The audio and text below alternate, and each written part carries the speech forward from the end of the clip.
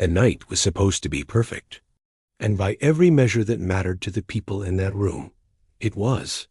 The Hartwell ballroom had been decorated for weeks. Fresh flowers lined the walls. The chandeliers had been cleaned piece by piece until each crystal caught the light just right. The catering team had practiced the timing of every course. The guest list had been reviewed, confirmed, and reviewed again. This was not just a charity gala. This was the Asterisk Charity Gala, the one people in this city spent months angling to be invited to. The kind of evening where the wrong word to the wrong person could quietly close doors you didn't even know existed. Outside, the evening air was cold and sharp. Black cars rolled up one after another along the stone driveway. Doors opened. Heels clicked against the pavement. Men in sharp coats offered their arms. Women in long dresses moved carefully, carrying themselves with the practiced ease of people who had attended hundreds of evenings exactly like this one and had learned, long ago, how to make it all look effortless. Inside, the room hummed. Not with music, not yet, but with conversation, with laughter, with the sound of 100 people who knew each other or pretended to, filling a grand space with noise and warmth and the comfortable weight of belonging.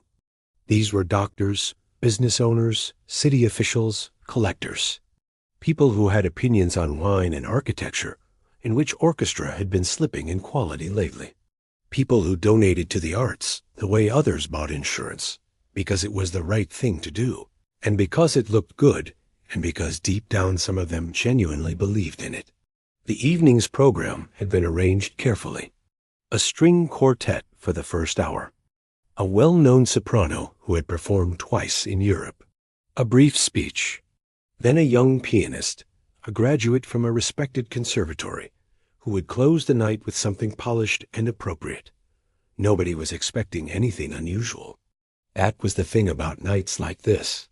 They were built to be predictable, comfortable, the kind of evening you left feeling good about yourself without being too deeply moved.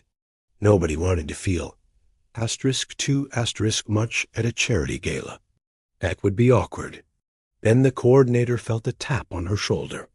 She turned to find a woman, a small, older woman with wire-rimmed glasses and the serious face of someone who taught for a living, holding out a small white card. The woman introduced herself as a piano teacher from a town about 2 hours outside the city. She had driven here herself. She was not on the guest list.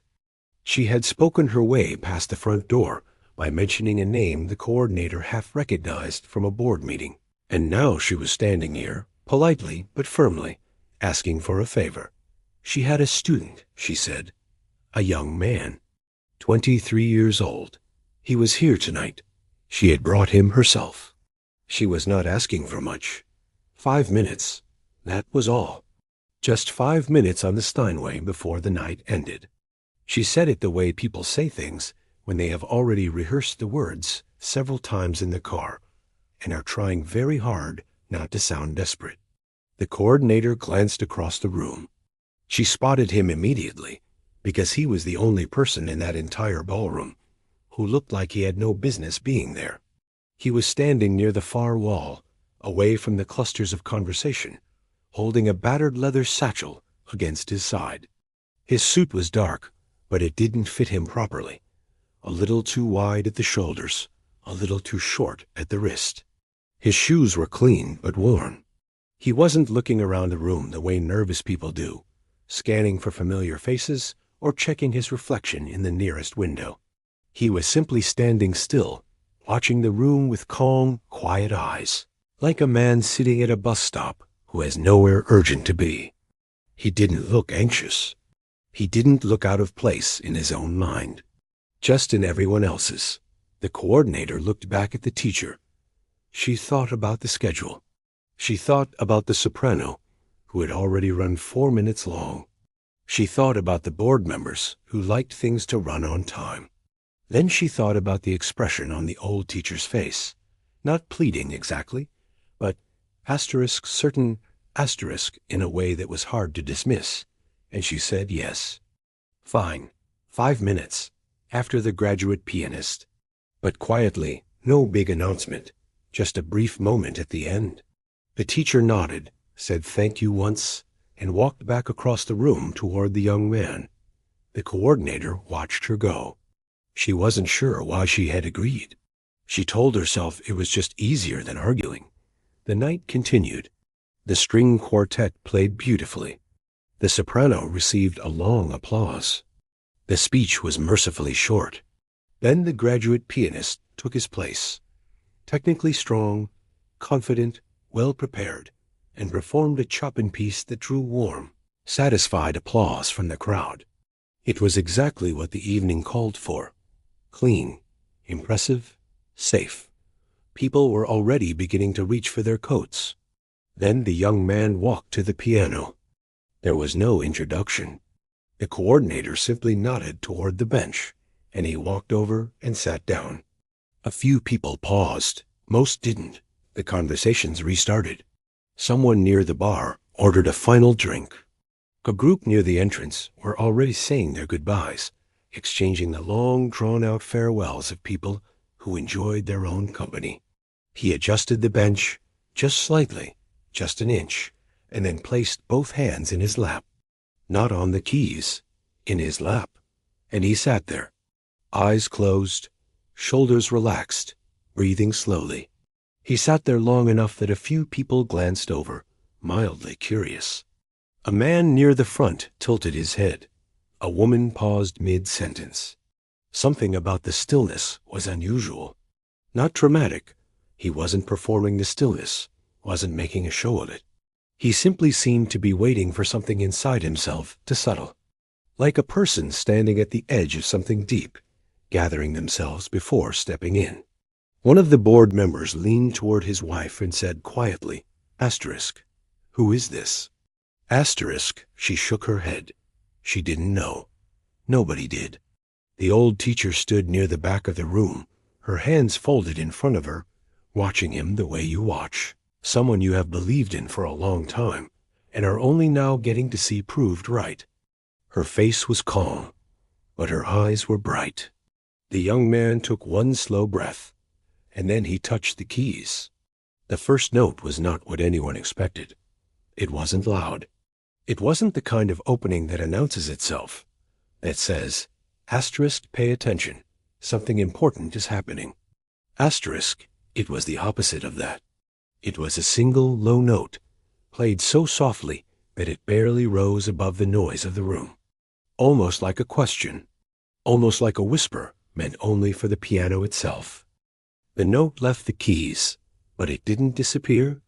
In a room humming with conversation and the clink of glasses, you'd expect a sound to be swallowed whole. But this one didn't. It lingered. It settled into the chests of everyone who heard it, whether they were paying attention or not. A man near the bar had his drink halfway to his mouth. His hand just stopped. A woman mid-sentence near the entrance lost her train of thought and turned her head toward the piano. A group of 3 went quiet, one by one, like candles in a draft. None of them could tell you why. There was no dramatic crash of keys, just one quiet note, then another, then another. Something about how they connected made it impossible to look away. Within a minute, half the room had turned. The pianist was barely moving, his back straight, his face calm. He looked like someone exploring a place deep inside himself. His eyes were half closed, his shoulders slightly dropped, as if he'd finally let go of something he'd been holding for a long time. What came from his hands was not what this crowd was used to. These were concert-goers, critics, people who could tell you the difference between technically impressive and genuinely moving. They knew what trained skill sounded like. This was something else. And music didn't follow the rules. It would build quietly, like pressure beneath something sealed, and just when you expected it to release, it would pull back, take a breath, and go somewhere completely different. Somewhere unexpected, but somehow exactly right. It felt less like a performance, and more like a private conversation between the man and the instrument, and the audience was simply allowed to listen in. A retired conductor in the third row, a man who had heard it all, leaned forward. He had trained prodigies and virtuosos, and genuine surprise was a rare commodity for him now. He watched the pianist's hands, trying to understand how it was being done. He couldn't quite work it out. And that, to him, was extraordinary. By the second minute, the room wasn't just quiet. It was still. The kind of stillness that makes you aware of your own breathing. People stood frozen, as if any movement might break the fragile thing that had filled the air. A woman pressed 2 fingers to her collarbone, unaware she'd done it. An older gentleman stared at the floor, not in boredom, but in that way people do when something has hit them somewhere deep. The music kept going. And here is the thing that was hard to explain afterward. It wasn't just that the playing was beautiful. They expected beauty. What they weren't prepared for was the feeling that this music wasn't performed for them. It didn't need them. It existed entirely on its own terms, complete, honest, indifferent to applause. There was no performance of emotion. The feeling just arrived on its own, because the music itself was full of something real. And real things have a way of finding you. A young woman near the back, who'd been making polite small talk all evening, found herself pressing her lips together, her eyes welling up for no reason she could name. Something in the music had found a quiet, empty corner inside her and sat down in it.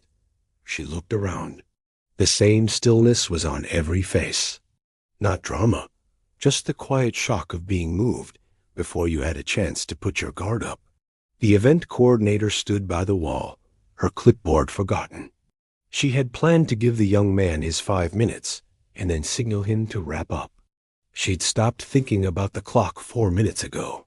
And near the back of the room, an old teacher stood perfectly still.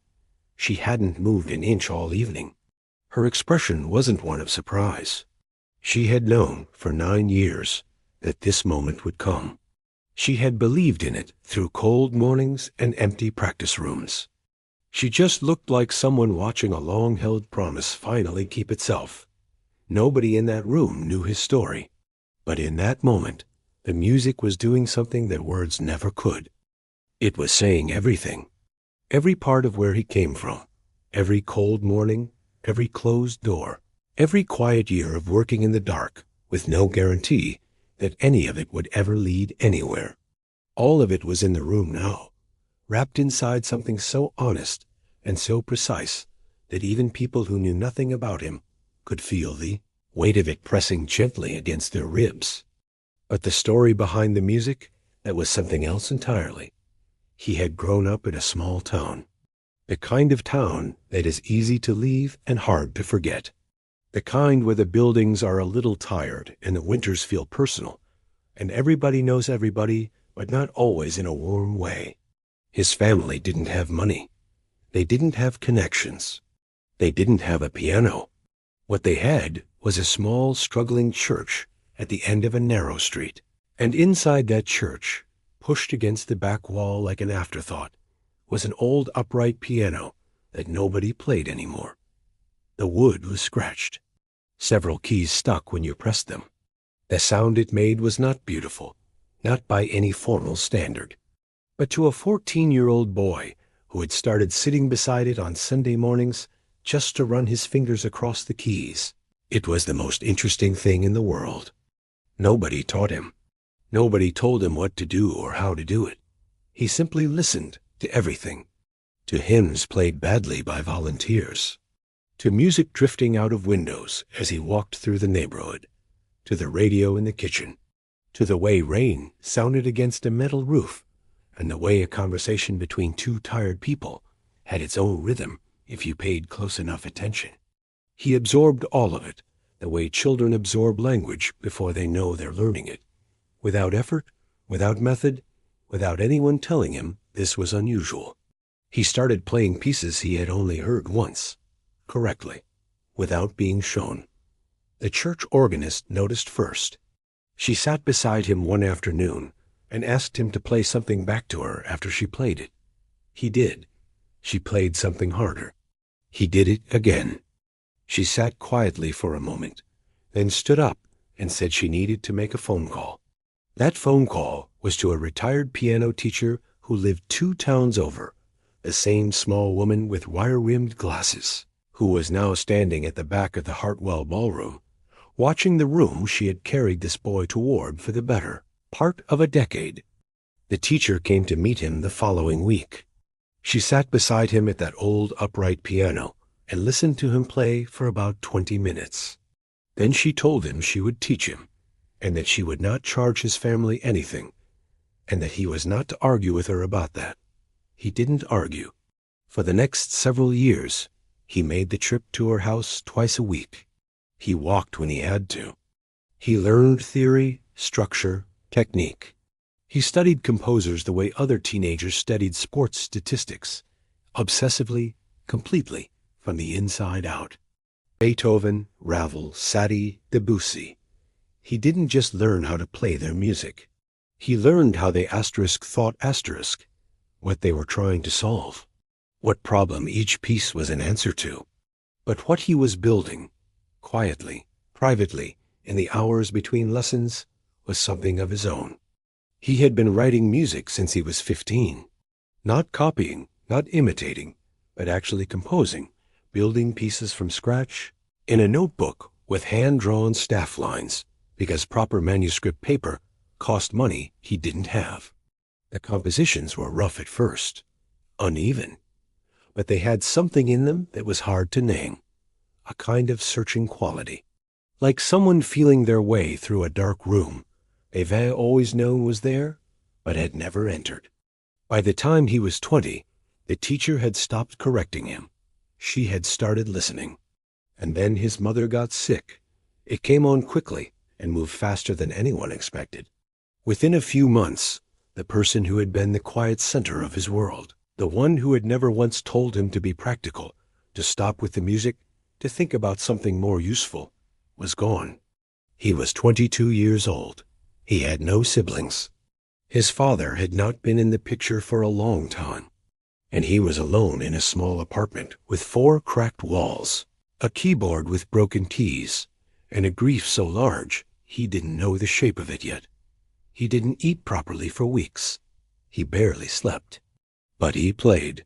He played every night, sometimes until 3 or 4 in the morning, on that broken keyboard in the cold.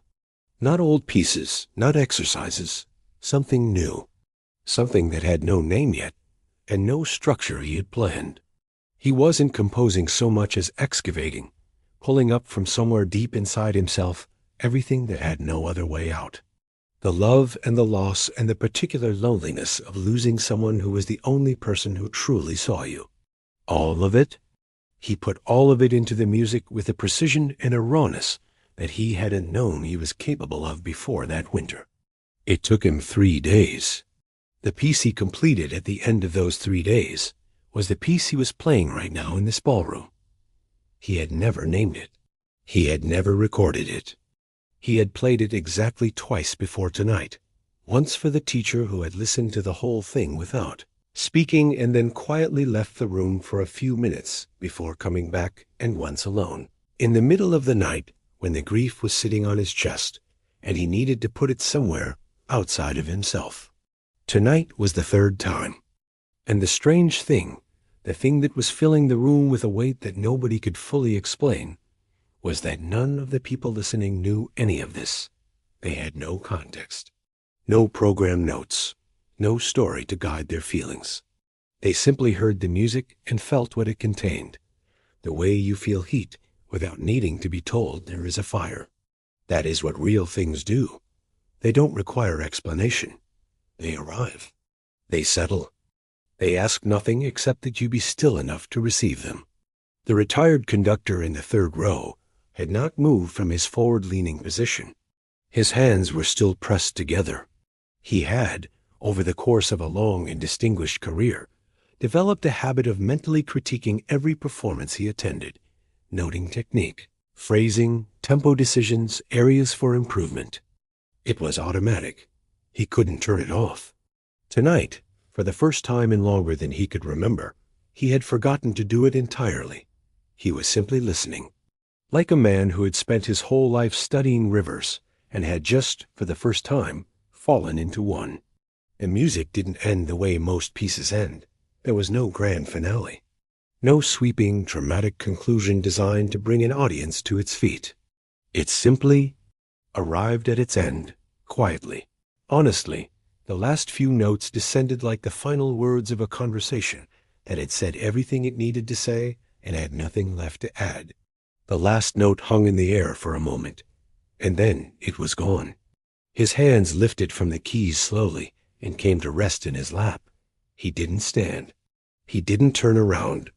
He sat exactly as he had sat at the beginning, still, eyes closed, head slightly lowered, as though he were waiting for something inside himself to settle back into place after everything he had just let out. The room did not make a sound. Not one sound. No clearing of throats. No shuffling of feet. No whispered comment to a neighbor. The people who had been standing were still standing, in the exact positions they had drifted into sometime during the performance without noticing. The people who were seated hadn't moved. The woman near the back who had pressed her fingers to her collarbone earlier, her hand was still there. The older gentleman by the window was still looking at the floor. 8 seconds passed. It doesn't sound like much. Count it out slowly.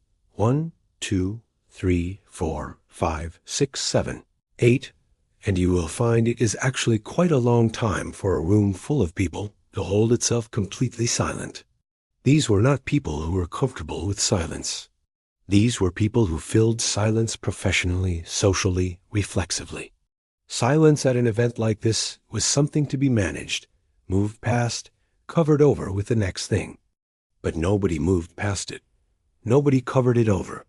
They just held it, all of them together, without planning to, without anyone deciding to, as though the silence itself was the last part of the music and none of them wanted to be the one to end it. Then the applause came, and it was not the kind of applause this room usually produced. The applause at events like this was normally warm and generous and correct, the kind that says asterisk well done, thank you, we appreciated that. Asterisk measured, appropriate, the kind you could set a watch to. This was different. It started before people had consciously decided to start it. A few hands came together near the front, and then it spread, fast, the way fire spreads when conditions are right, and within seconds, the whole room was clapping with the kind of energy that has nothing polished about it. People were on their feet. Not because standing ovations were expected here. They weren't, but because sitting felt wrong, felt insufficient, felt like it didn't match what was happening inside them. A man near the center of the room, a property developer who had attended this gala for 11 consecutive years and prided himself on keeping his composure in all situations, found himself clapping so hard his palms hurt and not caring even slightly. The young man sat through the first few seconds of it with his head still down. Then he opened his eyes. He turned on the bench and looked at the room for the first time since he had sat down. Really looked at it, the way you look at something you weren't sure would still be there. And for just a moment, something crossed his face. Not pride, not relief, not the satisfied expression of someone whose plan had worked out. Something quieter than all of that. Something that looked almost like recognition. Like a person who has been speaking into darkness for years and has finally heard something speak back. He stood. He gave one single simple nod. Not a bow, just a nod the kind you give someone when words aren't the right tool. And then he picked up his satchel from beside the bench, and he walked out of the ballroom. Just like that. No conversation. No lingering near the exit hoping someone would stop him. No waiting to see who might approach. He walked through the side door with the same quietness he had walked in with, and he was gone. The room took a moment to understand what had just happened. The retired conductor was on his feet with everyone else. When the young man disappeared through the door, he stood there for a moment with his hands still raised mid-clap, and then he turned to the person beside him, a fellow musician he had known for 30 years, and said something that the other man would repeat many times in the years that followed. He said, simply and without any dramatic flair, asterisk, I need to find out who that was. Asterisk, he was not alone in that feeling. The coordinator was already moving. She crossed the room quickly, looking for the old teacher, who she found still standing near the back wall, in the same spot she had occupied all evening. The coordinator asked her, slightly breathless, slightly undone, which was not a state she was used to being in at work, who he was, where he came from, how she could reach him. The teacher gave her a name and a phone number written on a small piece of paper that she had already folded and prepared, as though she had known the question was coming. She handed it over calmly. Then she picked up her coat, buttoned it quietly, and walked out of the building. She drove the 2 hours home in the dark. She didn't turn on the radio. She didn't need to. In the weeks that followed, the evening took on a life of its own, the way certain evenings do, passed from person to person, growing slightly in the telling each time, acquiring the texture of something legendary, even though every version of it was essentially true. The music journalist who had been present wrote a short piece that was picked up far beyond its original publication. The retired conductor made several calls to people whose opinions carried weight in the world he moved through. Questions were asked. His name began to circulate in rooms he had never entered. He was not easy to find. He had no recordings, no public profile, no presence in any of the places people looked for musicians. He was living in the same small apartment, in the same town, playing the same keyboard with the broken keys. When people eventually reached him, he was polite but unhurried about everything. The meetings, the proposals, the sudden interest from people who would not have known his name 3 months earlier. He had not played that night to be discovered. He had played because he had something that needed to be played. Because carrying music that honest inside you, with nowhere to put it, is its own kind of weight. Because his mother had believed in something in him for his entire life, and the least he could do was let it out into the world, even in a room full of strangers who hadn't asked for it. What happened next, the recordings, the performances, the slow and steady building of a career, unlike most others in his field, is a longer story for another time. But it all began here, in a room full of people who came expecting a pleasant evening and left carrying something they hadn't planned on. In 8 seconds of silence that said more than any applause could. In the quiet, certain nod of a young man who had said everything he needed to say, and then simply walked home.